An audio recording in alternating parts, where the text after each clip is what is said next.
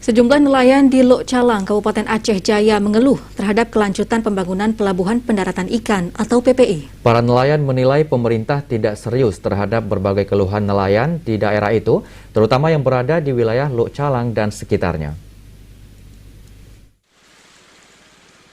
Pelabuhan Pendaratan Ikan atau PPI di Desa Panton Makmur, Kecamatan Kerung Sabe, Aceh Jaya merupakan salah satu PPI yang selalu aktif dalam aktivitas pembongkaran ikan.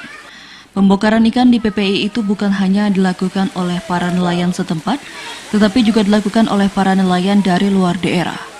Sejauh ini pembangunan PPI itu sempat dikerjakan sejak tahun 2017 melalui dana APBK sebesar 3,5 miliar dan dilanjutkan pada tahun 2018 dengan anggaran 1,9 miliar. Namun tahun 2020 hingga 2021 belum ada kelanjutan dan saat ini terpantau dibiarkan begitu saja.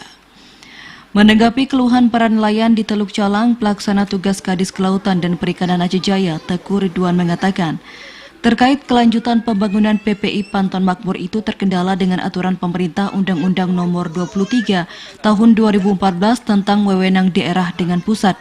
Salah satunya di bidang perikanan penyerahan kewenangan sumber dana. Menurutnya untuk bisa dilanjutkan pembangunan PPI itu seluruh kewenangan harus diserahkan baik provinsi maupun pusat dan jika telah diserahkan kewenangan baru dilanjutkan kembali pembangunannya.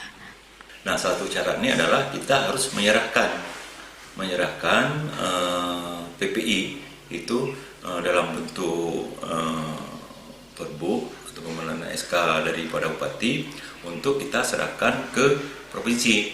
Nah, karena memang wewenang ke depan jadi pembangunan untuk pelabuhan itu sudah jadi mandat daripada provinsi atau BPM.